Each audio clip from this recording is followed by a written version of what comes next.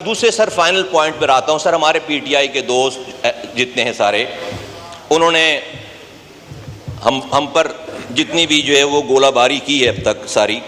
سر قائد اعظم محمد علی جناح رحمۃ اللہ علیہ کی تصویر لگائی ہوئی ہے یہاں پر, اور میں ریکنسیلیشن کی بات کرنا چاہتا ہوں. بہت زیادہ میرے پاس پوائنٹ سے ساری باتیں ہو سکتی تھی لیکن میں نہیں کرنا چاہتا, لیکن کچھ باتیں ان کے خلاف. محترمہ فاطمہ جناح قائد اعظم کی جو ہے وہ جو بہن تھیں, وہ الیکشن لڑ رہی تھیں اور ان کے خلاف اس وقت کے ڈکٹیٹر جناب ایوب خان صاحب نے الیکشن لڑے وہ, اور ان کو محترمہ فاطمہ جناح کو را کا ایجنٹ غدار وطن قرار دیا.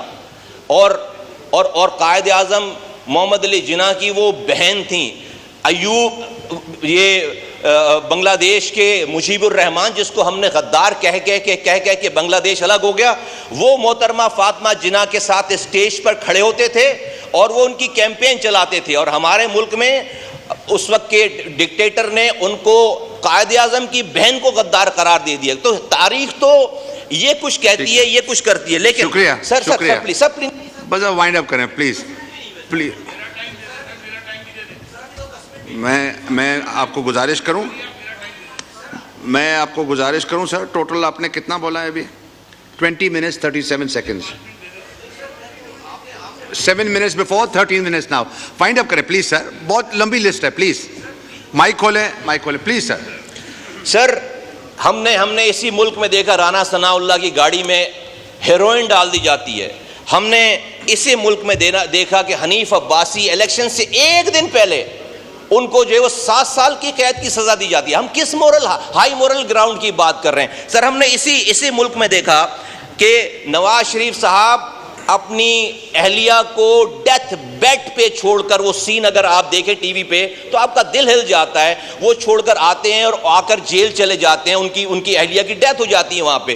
تو ہم کس ہائی مورل گراؤنڈ کی سر ہم بات کر رہے ہیں؟ میں یہ کہنا چاہتا ہوں سر, ہم نے یہ تقریر سنی ہے سر پی ٹی آئی کے بانی کی کہ وہ امریکہ میں کھڑے ہو کر یہ اعلان کر رہے ہیں کہ میں جاؤں گا تو نواز شریف کی بیرک سے میں اے سی نکلواؤں گا, میں ایئر کنڈیشن نکلواؤں گا. تو یہ سب کچھ ہو جائے. پھر یہ جو فارم 45 47 کی بات کرتے ہیں, میں سر ان سے پوچھنا چاہتا ہوں آپ کیسے نظام کو چھوڑ کر گئے کہ یہاں پر فارم 47 بن؟ آپ کے پاس 4 سالوں کی حکومت تھی, آپ نے کیوں نہیں ریفارمز کیے کہ کوئی فارم 45 47 اور نہیں بنا سکتا, یہ آر ٹی ایس خراب نہیں کر سکتا؟ سر جب ہم نے 2018 میں الیکشن لڑا ہے, ان کو تو فارم 45 ملا, ہمیں فارم 45 ہی نہیں دیے. گن پوائنٹ پہ ہمارے ووٹوں کی گنتی نہیں کی, کہا کہ جا کر آر او سے جا کے رزلٹ لو. 3 دن تک کوہلو کا افغانستان کے بارڈر کا رزلٹ آ گیا لیکن کراچی کا رزلٹ نہیں آیا. اور یہ کہتے ہیں 99 نام ہے, 99 نام ہے اللہ کے, اس کے نیچے جو ہے وہ جھوٹ آپ نہیں, وہ بھائی 99 نام ابھی 2024 میں لگے کیا؟ 2018 میں 99 نام اللہ کے نہیں لگے ہوئے تھے؟ یہاں پر آپ کی جگہ پہ ڈپٹی اسپیکر بیٹھے ہوئے تھے اور وہ اسٹے آرڈر پہ بیٹھے ہوئے تھے, 4 سالوں تک وہ اسٹے آرڈر پہ بیٹھ کر ڈپٹی اسپیکر شپ ہونے لگے. میں سر اگین کنکلوڈ کرتا ہوں سر, ریکنسیلیشن خدا کے واسطے ہونی چاہیے. میں علی محمد خان صاحب جب بات کرتے ہیں میں کنفیوز ہو جاتا ہوں, ان کی بیلنس بات ہے. جب ان کے دوسرے لیڈران بات کرتے ہیں میں اگین کنفیوز ہو جاتا ہوں. میں سمجھتا ہوں شاید کہ سر علی محمد خان صاحب کا جو لہجہ ہے, جو ان کی اپروچ ہے, اسی وجہ سے نہ وہ چیئرمین بن رہے ہیں اکاؤنٹس کمیٹی کے, نہ وہ اپوزیشن لیڈر بن رہے ہیں. ان کے پاس کوئی عہدہ نہیں, ان کے یہاں اس کے عہدے ہیں. Thank you.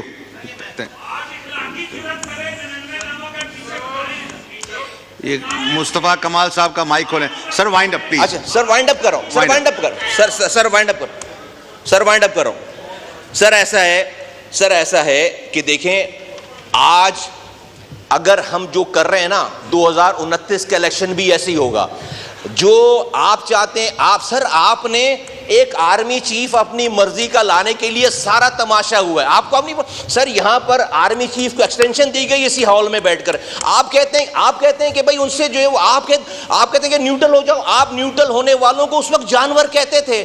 آپ اپنی مرضی کی انٹرونشن چاہتے ہیں سر, آپ اپنی مرضی کی, آپ چاہتے ہیں کہ اسٹیبلشمنٹ انٹروین کرے, لیکن آپ کے لیے کرے تو وہ اسٹیبلشمنٹ حلال ہے. اگر وہ انٹرونشن نہیں کر رہی تو وہ جو ہے Thank you.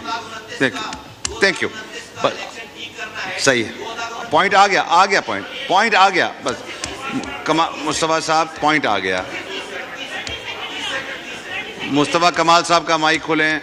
میں یہ کہہ رہا ہوں کہ سر اگر 2029 کا الیکشن ٹھیک کرنا ہے, آئیں بیٹھیں, ہم یہ ریفارمز کریں کہ نہ کوئی 45 بنا سکے, 47 بنا سکے, نہ کوئی RTS سسٹم کو بند کر کے, ورنہ آپ یقین کریں جو آج آپ یہ کر رہے ہیں آپ 2029 میں بھی یہی کام کر رہے ہوں گے, پھر یہ ٹھیک سارا مسئلہ ٹھیک نہیں ہوگا. Thank you sir. Asif Ali Zardari sahab president Pakistan نے تقریر کی, کسی پارٹی کے صدر نہیں ہے, وہ پورے پاکستان کے صدر ہیں.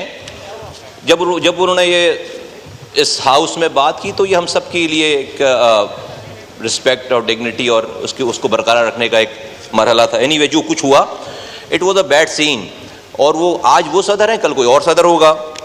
تو اس کرسی کی عزت ہے نا, اس ڈومین کی عزت ہے. اور پھر باہر نکل کر یہ کہا گیا کہ آج ہم نے آصف علی زرداری صاحب کو 21 توپوں کی سلامی دی ہے. تو بجائے اس کے کہ وہ ایک واقعہ ہو گیا اس کے بعد جو ہے وہ اچھی بات کرتے اس کو اور انڈورس کیا گیا. میں سر آپ کے توسط سے چند چیزیں رکھنا چاہتا ہوں آپ کے سامنے. ایک تو سر جو ہمارے ملک کے حالات ہیں, اس مختصر ٹائم پہ سب کچھ تو نہیں ہو سکتا, ساری باتیں نہیں ہو سکتی, لیکن کراچی جو کہ ریونیو انجن ہے پاکستان کا, پچھلے 70 سالوں سے 68% ریونیو کما کر دے رہا ہے. 2 سی پورٹس ہیں ہمارے پاس پاکستان میں, دونوں سی پورٹس کراچی میں ہیں. تیسرا ہم نے گوادر بنایا, آپریشنل نہیں ہے.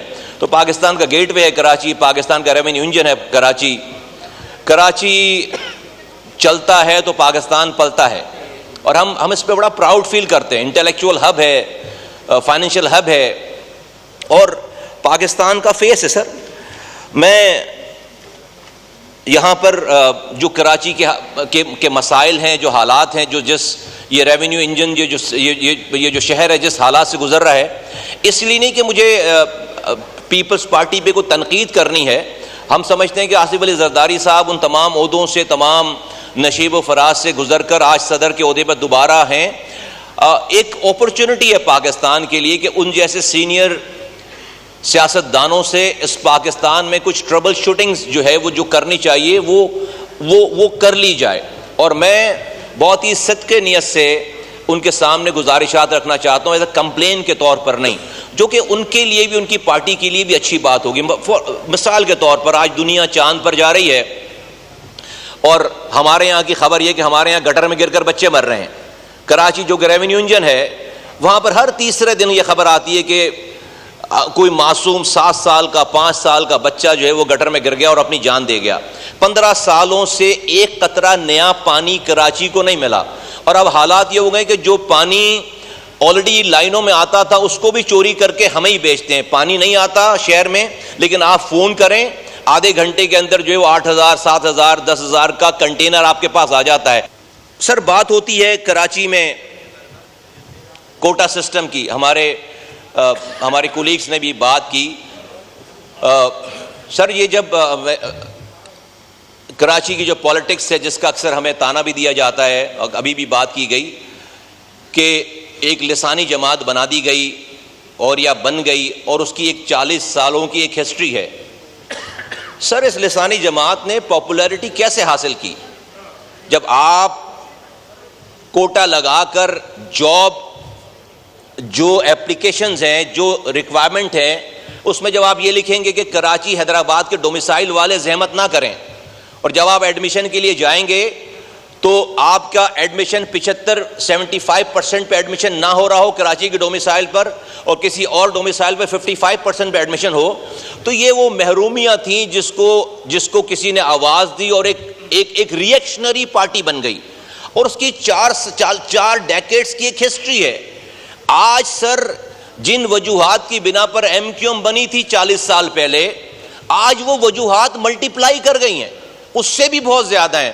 آج اس کوٹا سسٹم کا نظام یہ ہے کراچی میں کہ آج اس کوٹے پہ بھی 40% شہری کوٹا تھا, 60% دیہی کوٹا تھا. آج سر حشر یہ ہے کہ جب دیہی کوٹا ختم ہو جاتا ہے تو اس 40% شہری کوٹے پہ جعلی ڈومیسائل بنا کر وہ 40% کوٹا بھی لے لیتے ہیں. میں صدر پاکستان محترم آصف علی زرداری صاحب سے پریزنٹ سے کہوں گا کہ پلیز ہم میری بات کو مانے نہیں، لیکن میری بات سن کر اس پہ تحقیق ضرور کر لیں. اس پہ آج وہ ساری وجوہات موجود ہیں جس کی وجہ سے اس طرح کی ایم کیو ایم دوبارہ بن سکے. ساری وجہ ہر گلی میں مسائل ہیں. دوسری بات سر میں یہ کہنا چاہتا ہوں آپ کے توسط سے کہ یہ جو ہمارے ہاں ایجوکیشن کا نظام ہے، تعلیم کا نظام ہے سر، 2.62 کروڑ لوگ بچے جو ہے وہ اسکول ہی نہیں جا رہے. 2.70 کروڑ بچے سندھ میں اسکول نہیں جا رہے. جیسے ہم جتنی بھی اکانومک گروتھ کی بات کر لیں، ہم جتنی ترقی کی بات کر لیں، اگر صرف اس ایک مسئلے کو ایز اے نیشن اور اس ملک کو چلانے والے سب، میں ادھر اپوزیشن بینچز کے لوگوں کو بھی کہتا ہوں، ادھر کی بھی بات کرتا ہوں کہ ایز اے قوم اگر ہم صرف اس کے اوپر فکر کرنا شروع کریں، ہمیں راتوں کی نیند حکمرانوں کو آنی نہیں چاہیے. 2.62 کروڑ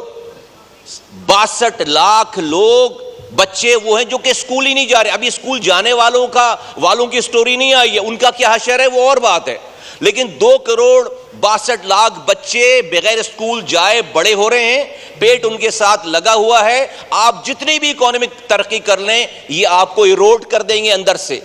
2.5 کروڑ لوگوں کے اوپر 70 ملک اس سے بڑے ہیں. ہم 70 ملکوں سے بڑی آبادی ہمارے یہاں وہ ہے جو اسکول ہی نہیں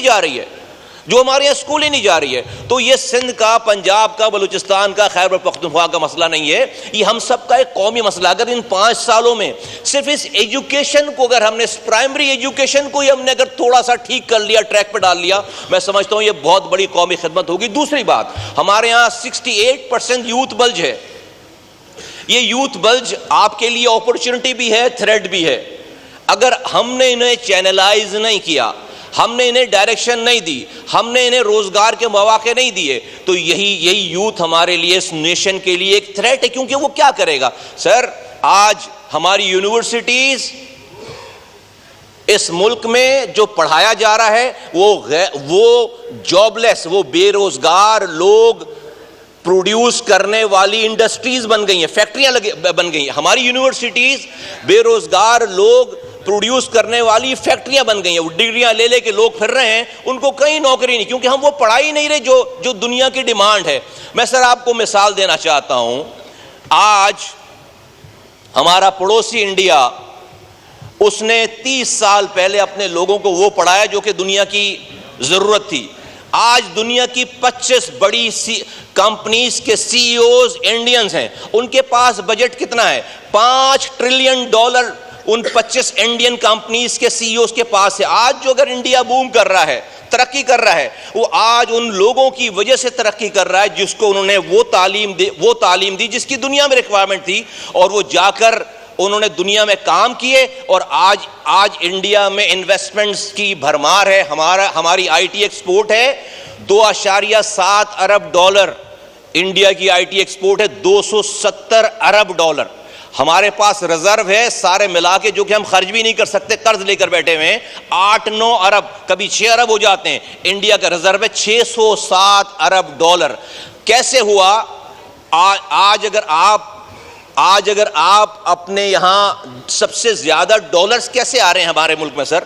ایکسپورٹ پہ بھی نہیں آ رہے. $32 ارب ہماری ایکسپورٹ ہے، $33 ارب ہمارے ایکسپیٹریٹ پاکستانی بھیج رہے ہیں. یہ سب سے بڑا جو ڈالر کا چنک آتا ہے وہ بیرون ملک پاکستانیوں سے آتا ہے. وہ اگر $33 ارب، $100 ارب اگر آپ کو پہنچانے ہیں تو آپ کو اپنے نوجوانوں کو رائٹ تعلیم جو کہ آج کی دنیا کی ضرورت ہے اس سے آراستہ کر کے آپ کو اپنی ہیومن ریسورسز کو ہیومن کیپٹل میں بدلنا پڑے گا. اچھا ہم کیا کر رہے ہیں؟ ہمارے یہاں کیا ہو رہا ہے؟ ہمارے یہاں یہ ہو رہا ہے کہ ہمارا نوجوان چونکہ اس کے پاس تعلیم نہیں ہے، وہ بیچارہ غیر انلیگل طریقے سے ایران کے بارڈر کو کراس کر کے ٹرکی میں جا کر وہاں سے پھر گریس وہ سمندروں میں جاتا ہے. اور ہم دیکھتے ہیں کہ جب یہ کشتیاں ڈوبتی ہیں تو 80% نوجوان اس میں پاکستانی نوجوان ہوتا ہے جو کہ سمندر میں ڈوب جاتا ہے. یہ 2 ایشوز ہمارا ایجوکیشن نظام. میں جناب آصف علی سر ابھی سے ٹینشن نہ دینا آپ پلیز، مجھے کر لینے دیں سر، کر لینے دیں مجھے بات میں. ہمارے 1-2 لوگ اور سیکریفائس کر دیں گے اپنی بات کو. مجھے تھوڑا سا ٹائم دیں سر، میں بھی تو اصل ایشو پہ تو آئے نہیں سر. وائنڈ اپ کر لیں پلیز. اچھا میں کرتا ہوں، مجھے 2-4 منٹ دیں پلیز. تو سر تو اس کو ان دو ایشوز کو سر اگر ہم نے اگر اس ایز اے قوم ہم نے سر فوکس کر لیا تو میں سمجھتا ہوں یہ بہت بڑی ہمارے لیے جو ایک کامیابی ہو. اگر ہم نے اسے نہیں کیا تو یہ ہمیں یہ ایروڈ کر دے گا ایز اے نیشن, ہمیں ایروڈ کر دے گا. میرے پاس اور چیزیں تھیں لیکن میں اب